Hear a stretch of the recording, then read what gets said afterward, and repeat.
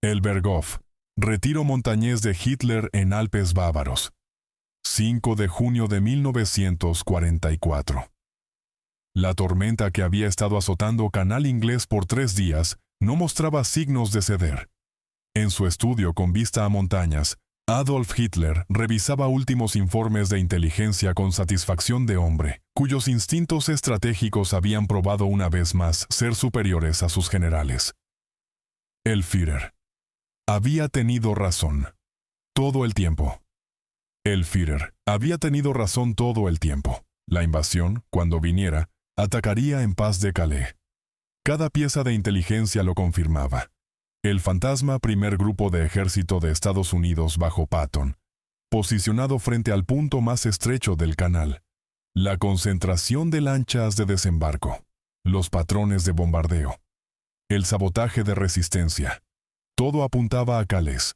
Normandía, si aliados desembarcaban allí en absoluto, sería nada más que diversión. Una finta para alejar fuerzas alemanas del objetivo real. La estrategia defensiva de Hitler. Hitler había estructurado toda su estrategia defensiva alrededor de esta convicción. En meses previos a este momento, había tomado personalmente control de reservas Panzer, puño blindado que podía aplastar cualquier invasión. Sus generales, Rommel y Rundstedt, habían argumentado amargamente sobre dónde posicionar estas divisiones. Rommel las quería cerca de playas, listas para lanzar invasores de regreso al mar en horas Rundstedt. Prefería mantenerlas tierra adentro, para ser desplegadas una vez. Intenciones aliadas se aclararan. Hitler había elegido tercer camino. Divisiones Panzer serían mantenidas bajo su control personal. Solo él podía autorizar su despliegue. Solo él poseía visión estratégica para ver a través de decepciones aliadas. Sus generales, con toda su habilidad táctica, carecían de su comprensión intuitiva del pensamiento enemigo. Una estructura de comando bizantina. Esta decisión había creado estructura de comando de complejidad bizantina. Mariscal de campo Gerd von Rundstedt comandaba todas fuerzas en oeste, pero mariscal de campo Erwin Rommel comandaba Grupo de Ejército B, que controlaba costa de invasión real, reportando directamente a Hitler, así como a través de Rundstedt. Divisiones Panzer pertenecían a otra estructura de comando aún, y cada decisión mayor requería aprobación personal de Hitler. La rutina diaria del Führer.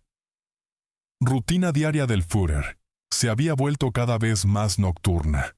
Rara vez se levantaba antes de mediodía, pasaba tardes en conferencias y briefings, cenaba tarde en noche, luego mantenía corte con su círculo interno hasta 3 o 4 de madrugada. Esta noche, 5 de junio, su horario siguió patrón usual. Los informes meteorológicos. Lo complacieron, informes meteorológicos lo complacieron. Tormenta hacía invasión imposible. Aliados no arriesgarían su vasta armada en tales condiciones. Incluso sus meteorólogos, inferiores como eran a ciencia meteorológica alemana, verían futilidad de intentar cruce. Rommel lo había visto también. Mariscal de campo había dejado su cuartel general en Francia 2 días antes, conduciendo a Alemania para visitar a su esposa Lucie para su cumpleaños el 6 de junio. Antes de partir, dijo a su personal que clima hacía invasión improbable por al menos otras 2 semanas. Planeaba continuar desde su hogar para reunirse con Hitler en Berghof para hacer apelación final por control de reservas Panzer. La ironía. Ironía se volvería aparente solo en retrospectiva. En noche del 5 de junio, comandante supremo de fuerzas alemanas en oeste, estaba en su cuartel general, lejos de costa. Comandante de fuerzas realmente defendiendo. Normandía estaba en Alemania y Führer, que controlaba reservas blindadas que podían decidir batalla, se preparaba para cama en su retiro montañés, convencido de que cuando invasión viniera, vendría a otro lugar completamente, el aislamiento de Hitler. Aislamiento de Hitler en Berghof era tanto físico como psicológico. Complejo montañés, construido en Obersalzberg sobre Berchtesgaden, se había convertido en su residencia principal. Había pasado mayoría de últimos 4 meses allí. lejos de su cuartel militar en Prusia Oriental, lejos de Berlín, lejos de líneas del frente. Su mundo se había contraído a esta fortaleza alpina, donde estaba rodeado por su personal, sus secretarias, sus ayudantes, su médico pequeño círculo de íntimos que compartían sus monólogos nocturnos. Informes de situación militar llegaban por teletipo y teléfono, filtrados a través de capas de personal, a menudo retrasados por horas. Ayudante jefe de Hitler, general Wilhelm Burgdorf, controlaba acceso al Führer. Sus ayudantes militares, representando varias ramas de Wehrmacht, manejaban flujo de información. Habían aprendido a presentar noticias de maneras que no desencadenarían legendarias iras del Führer, que despertarlo de sueño por algo menos que catástrofe arriesgaba consecuencias severas. Las evaluaciones de inteligencia. En días antes del 6 de junio, Hitler había recibido numerosas evaluaciones de inteligencia. Todas parecían confirmar su juicio estratégico. Servicio de inteligencia alemán, Abwehr, reportaba que fuerzas aliadas permanecían concentradas frente a Calais vuelos de reconocimiento de Luftwaffe. Cuando clima permitía, mostraban mismo patrón, interceptaciones de radio. Sugerían que el grupo de ejército de Patton, formación aliada más poderosa, permanecía en sureste de Inglaterra, lo que Hitler no sabía. Lo que Hitler no sabía, lo que sus servicios de inteligencia habían fallado en penetrar, era que virtualmente cada pieza de información que le llegaba había sido cuidadosamente elaborada por planificadores de decepción aliados. Operación Fortitude, elaborado esquema de decepción, había creado orden de batalla completamente ficticio. Grupo de ejército fantasma bajo Patton existía solo en transmisiones de radio, equipo falso e informes de agentes dobles, fuerza de invasión real, reuniéndose en puertos a lo largo de costa sur de Inglaterra. Había sido ocultada a través de combinación de camuflaje, silencio de radio, y misdirección tan exhaustiva que inteligencia alemana había perdido rastro de divisiones enteras. El clima, como arma. Clima mismo se había convertido en arma aliada. El 4 de junio, General Dwight Eisenhower había pospuesto invasión por 24 horas debido a tormenta. Sus meteorólogos, dirigidos por capitán de grupo James Stagg, habían predicho breve ventana de condiciones marginalmente aceptables el 6 de junio. Servicio meteorológico alemán, careciendo de estaciones meteorológicas en Atlántico después de que aliados las habían capturado o destruido, había perdido este pronóstico completamente. Sus predicciones mostraban tormenta continuando por al menos otras 2 semanas. Primeras horas del 6 de junio. Mientras Hitler se preparaba para cama en primeras horas del 6 de junio, armada aliada ya estaba en mar. Más de 5.000 barcos llevando 156.000 hombres estaban cruzando Canal 3 divisiones aerotransportadas. Más de 23.000 paracaidistas y tropas de planeador ya estaban en aire o preparándose para despegar. Mayor invasión anfibia en historia estaba en marcha, y Comando Supremo alemán permanecía ignorante. Primera detección. Primeras unidades alemanas en detectar invasión fueron estaciones de radar costeras y puestos de escucha en Normandía. Poco después de medianoche, operadores de radar comenzaron a rastrear grandes formaciones de aviones acercándose desde mar. Al principio, contactos parecían consistentes con incursiones de bombardeo que habían golpeado objetivos franceses por semanas. Pero escala era sin precedentes. Aviones seguían viniendo, ola tras ola, y estaban desacelerando mientras se acercaban a costa, como si preparándose para soltar algo. 1:30 de la mañana. Aterrizajes de paracaidistas. A 1:30 de madrugada, soldados de 716 División de Infantería, manteniendo posiciones cerca de pueblo de Saint-Omer-Église, escucharon zumbido de motores de aviones. Minutos después, cielo se llenó de paracaídas.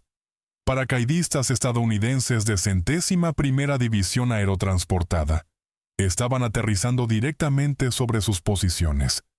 Escenas similares se desarrollaron a través de amplio tramo de península de Cotentin, mientras 2 divisiones aerotransportadas estadounidenses caían en Normandía. Los informes fluyen hacia arriba. Informes comenzaron a fluir por cadena de comando alemana. Aterrizajes de paracaidistas, gran escala, múltiples ubicaciones. ¿Pero qué significaba? ¿Era esto invasión o era incursión? ¿Diversión? Clima hacía invasión mayor parecer imposible. Y aterrizajes eran en Normandía, no Calais, donde toda inteligencia indicaba que golpe principal caería. General Erich Marx. General Erich Marx, comandante de 84º Cuerpo defendiendo este sector, estaba en su cuartel general cuando informes llegaron. Era su cumpleaños, 6 de junio, y había estado celebrando con su personal. Fiesta terminó abruptamente. Marx, que había perdido pierna en frente oriental, inmediatamente captó significado. Esto no era incursión. Esto era invasión.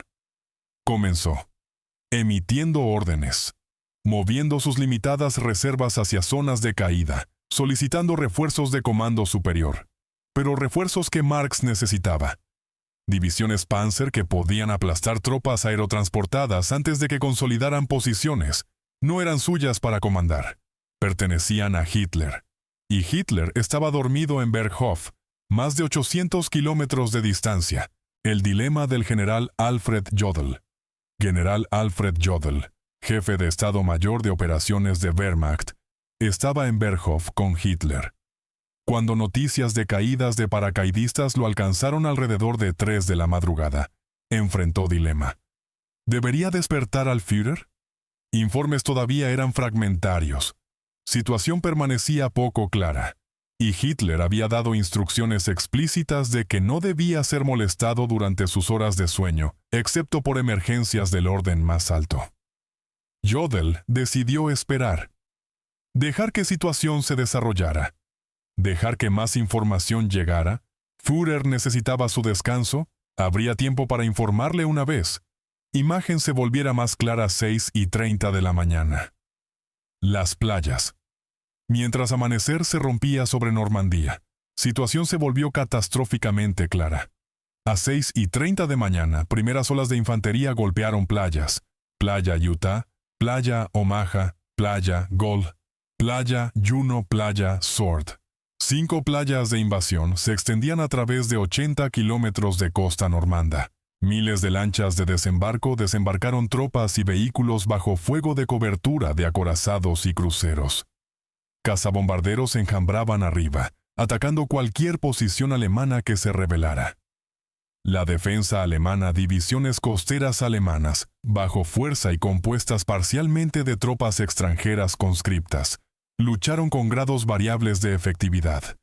En Playa Omaha, infligieron bajas terribles a estadounidenses, volviendo agua roja, cubriendo arena con cuerpos. En otras playas, defensas se desmoronaron más rápidamente, pero en todas partes, escala de asalto abrumó a defensores. Comandantes de campo comenzaron gritando por refuerzos, particularmente por divisiones Panzer. La 21ª División Panzer, 21ª División Panzer, posicionada cerca de Caen, estaba suficientemente cerca para potencialmente alcanzar playas en horas, pero no podía moverse sin autorización de Comando Superior. Y Comando Superior no podía autorizar su movimiento sin aprobación de Hitler. En Cuartel General de Grupo de Ejército B, jefe de Estado Mayor de Rommel, general Hans Speidel, intentó desesperadamente obtener autorización. Llamó a Cuartel General de Rundstedt, llamó a Jodl en Berghof, llamó a cada autoridad de comando que podía alcanzar. Respuesta regresó. Esperar decisión del Führer. Führer estaba durmiendo. Führer sería informado cuando despertara. 10 de la mañana. Hitler. Finalmente se levantó alrededor de 10 de mañana. Hitler finalmente se levantó. Sus ayudantes le trajeron noticias. Desembarcos a gran escala en Normandía. Caídas aerotransportadas. Bombardeo naval. Pero incluso ahora, incluso con invasión en marcha, Primera reacción de Hitler fue exactamente lo que sus instintos estratégicos lo habían preparado para creer. Esto era diversión. Invasión real todavía vendría en Calais. Aliados estaban intentando atraer fuerzas alemanas a Normandía para debilitar defensas en objetivo real. Se negó a liberar reservas Panzer. 21 División Panzer recibió permiso para moverse, pero solo esa división única, y solo después de horas de retraso. Otras formaciones blindadas, posicionadas más tierra adentro, permanecieron congeladas en lugar. Hitler no sería engañado por esta finta obvia. ¿Sus generales? Intentaron argumentar sus generales, reuniéndose para conferencia de situación diaria. Intentaron argumentar. Escala de desembarco de Normandía. Sugería que esto no era diversión. Miles de barcos. Decenas de miles de tropas. Aliados no comprometerían tales fuerzas a finta. Pero Hitler permaneció inmóvil. Había tenido razón sobre todo lo demás. Había predicho que invasión vendría en verano del 44. Había predicho que aliados intentarían engañarlo sobre ubicación. Ahora estaban ejecutando ese engaño, y no caería en él. Las consecuencias. Se desarrollan consecuencias de esta decisión, se desarrollarían en horas y días siguientes. 21ª División Panzer, moviéndose fragmentadamente hacia costa, fue atrapada por cazabombarderos aliados, y sufrió pérdidas pesadas antes de alcanzar campo de batalla. Cuando finalmente contraatacó en tarde del 6 de junio, brevemente alcanzó costa entre playas Juno y Sword, pero careció de fuerza para explotar brecha. Para anochecer, había sido empujada de regreso. Otras divisiones Panzer permanecieron inmovilizadas. 12ª División SS, Panzer, División Panzer Lehr, 17ª División SS, Panzer Grenadier, todas sentadas en sus áreas de reunión, mientras fuerzas aliadas consolidaban sus cabezas de playa. Cada hora de retraso permitía a aliados desembarcar más tropas, más tanques, más artillería. Ventana estrecha cuando contraataque blindado determinado. Podría haber lanzado invasión de regreso al mar, se cerraba constantemente. La convicción persistió. Convicción de Hitler de que Calais permanecía objetivo real persistió por días. Incluso mientras aliados vertían refuerzos a Normandía, incluso mientras expandían sus cabezas de playa y las enlazaban, continuó reteniendo fuerzas del 15º Ejército, defendiendo Calais. Amenaza fantasma de Grupo de Ejército Fantasma de Patton. Mantuvo ejército alemán entero congelado en posición, esperando invasión que nunca vendría. La estructura de comando. Probó ser catastrófica. Estructura de comando que Hitler había creado, centralizando todas decisiones mayores en sus propias manos. Había probado ser catastrófica. Rommel, corriendo de regreso de Alemania, no alcanzó su cuartel general hasta tarde del 6 de junio. Para entonces, primeras horas críticas habían pasado Rundstedt, nominalmente al mando de todas fuerzas en oeste. Carecía de autoridad para desplegar reservas sin aprobación de Hitler comandantes de campo. Viendo sus posiciones siendo superadas, no podían obtener refuerzos que necesitaban porque esos refuerzos pertenecían a hombre durmiendo en retiro montañés a cientos de kilómetros. ¿Habría importado? Retraso en despertar a Hitler, esas 6 o 7 horas entre inicio de invasión y ser informado, han sido debatidas por historiadores desde entonces. ¿Habría importado? ¿Podría decisión más temprana de comprometer Panzers haber cambiado resultado? Respuesta permanece incierta. Superioridad aérea. Aliada era tan completa que mover divisiones blindadas en luz del día invitaba a destrucción desde arriba, fuego naval. Aliado era tan abrumador que acercarse a playas significaba correr guantelete de proyectiles de acorazados en alta mar. Decepción. Aliada era tan exhaustiva que incluso con información más temprana, Hitler podría haber creído que Normandía era finta. Pero el retraso simbolizó algo más profundo. que mero error táctico. reveló disfunción fundamental del sistema de comando alemán para junio de 1944. Hitler había acumulado todo poder, toda autoridad de toma de decisiones en sus propias manos. Sus generales habían sido reducidos a ejecutores de su voluntad, incapaces de actuar por iniciativa propia, incapaces de responder a desarrollos de campo de batalla sin buscar permiso desde arriba. Y cuando momento decisivo llegó, cuando decisión rápida y acción inmediata eran requeridas, Comandante Supremo estaba dormido, y su personal tenía miedo de despertarlo. La noche. Antes del día de noche, antes de día D, Hitler había ido a cama confiado en su genio estratégico. Había visto a través de decepciones aliadas. Había posicionado sus fuerzas para enfrentar invasión real en Calais. Había retenido control personal de reservas decisivas. Todo estaba en lugar. Cuando aliados finalmente vinieran, estaría listo. Tenía razón sobre una cosa. Aliados efectivamente lo habían engañado. Pero engaño era mucho más completo de lo que imaginaba. No era que lo hubieran engañado sobre tiempo o ubicación. Lo habían engañado sobre todo. Habían creado amenaza completamente ficticia, que él había organizado toda su defensa para contrarrestar. Habían ocultado su fuerza real tan exhaustivamente que inteligencia alemana había perdido rastro de ella. Habían predicho que centralizaría toma de decisiones y habían planeado su operación para explotar retrasos que centralización crearía. Habían entendido su psicología. Más devastadoramente, habían entendido su psicología. Sabían. Creía ser genio estratégico, superior a sus generales profesionalmente entrenados. Confiaría en sus instintos sobre evidencia. Vería patrones donde ninguno existía porque necesitaba creer que solo él podía percibir verdad oculta. Así que le alimentaron patrón falso, y dejaron que se convenciera de que lo había descifrado. La mañana del 6 de junio.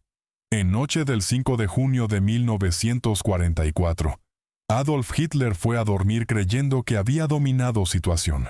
Para cuando despertó el 6 de junio, situación lo había dominado. Invasión para la que se había preparado había llegado. En lugar que había descartado. En momento que había pensado imposible, de manera que su estructura de comando estaba mal equipada para contrarrestar reservas Panzer que había acumulado tan cuidadosamente, llegarían demasiado tarde, en muy poca fuerza, para cambiar resultado. Las consecuencias aliados establecieron su cabeza de playa. En semana, habían desembarcado más de 300.000 tropas. En mes, habían salido de Normandía y comenzado liberación de Francia. Guerra que Hitler había comenzado en 1939, regresaría a Alemania misma, llevada por ejércitos que habían desembarcado en esas playas normandas mientras dormía en su retiro montañés. El silencio de esa noche antes de día D. Hitler no dijo nada que fuera registrado para historia. No habló palabras proféticas, no hizo declaraciones dramáticas, simplemente siguió su rutina usual. Se quedó despierto hasta tarde, y fue a cama convencido de su propia superioridad estratégica. Esa convicción, esa certeza absoluta en su propio genio, fue quizás cosa más consecuente sobre esa noche. Significó que cuando su personal finalmente lo despertó, cuando le trajeron noticias de que invasión había comenzado, su primer instinto fue descartarlo como diversión. Significó que horas cuando acción decisiva podría haber importado, fueron pasadas esperando decisión de hombre, que se había convencido de que ya sabía lo que aliados harían. Lo que el silencio revela. Silencio de esa noche. Ausencia de cualquier declaración registrada. Habla más elocuentemente que cualquier discurso podría. Revela hombre. Tan aislado. Tan rodeado de yes men e información filtrada. Tan convencido de su propia infalibilidad, que había perdido capacidad de percibir realidad. Tormenta que hacía invasión imposible. No era imposible. Inteligencia que confirmaba sus teorías, era manufacturada. Estructura de comando que le daba control total, había paralizado sus ejércitos. La ausencia.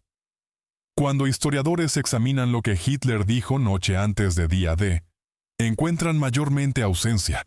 Ausencia de conciencia, ausencia de preparación, ausencia de flexibilidad y capacidad de respuesta que éxito militar requiere. Esa ausencia, ese vacío donde el liderazgo decisivo debería haber estado, fue llenado solo por confianza suprema de hombre que creía no poder estar equivocado. Estaba equivocado. Y para cuando se dio cuenta, más de 150,000 soldados aliados estaban en tierra en Normandía, y comienzo del fin había llegado. Conclusión. Si esta historia de ceguera estratégica, de decepción y error de cálculo, de líder demasiado convencido de su propio genio para ver realidad, te ha conmovido, suscríbete a Historias del Frente Mundial ahora mismo. Presiona ese botón de me gusta y comparte esto con cualquiera que quiera entender cómo Hitler durmió a través de horas más consecuentes del día D. Deja un comentario. ¿Crees que despertar a Hitler más temprano habría cambiado resultado? ¿Y desde dónde en el mundo nos estás viendo? Gracias por ver y te veremos en el próximo.